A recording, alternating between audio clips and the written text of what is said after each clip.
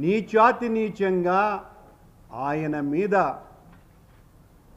దాడికి దిగితే ఆయన డిక్లరేషన్ ఇచ్చి దైవదర్శనానికి వెళ్ళాలి అని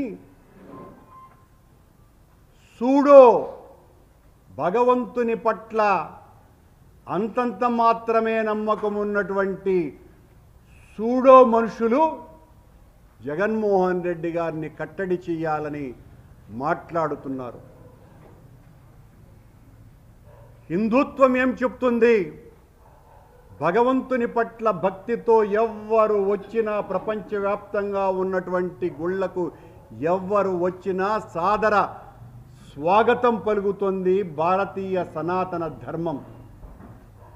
ఆ ధర్మానికి విరుద్ధంగా ప్రవర్తించటమే కాకుండా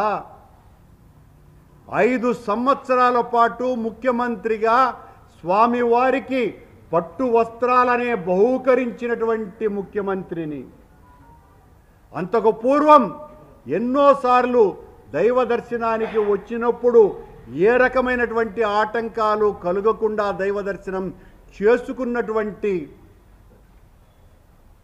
ఒక పార్టీ నాయకుణ్ణి ఈ రోజున తాము చేసినటువంటి ఒక కళంకిత పనికి డిఫెన్స్లో పడిపోయి దాని నుంచి ఎట్లా బయట రావాలో అర్థం కాకుండా మా నాయకుడు, మా పార్టీ అధిష్టానము వీళ్ళు చేసినటువంటి పాపపు ప్రకటనలకి, ప్రచారానికి మొత్తం దేవాలయాలలో అంతా కూడా రేపు ప్రార్థనలు చేయండి అని పిలిపిస్తే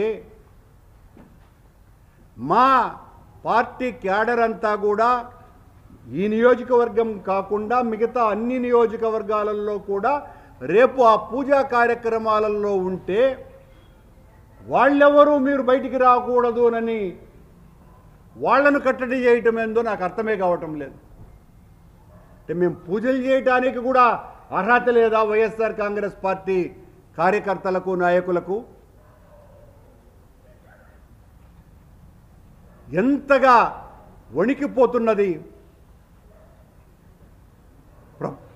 ప్రభుత్వం. ఇంత దారుణమైనటువంటి పరిస్థితి ఈ రాష్ట్రంలో నెలకొని ఉన్నది.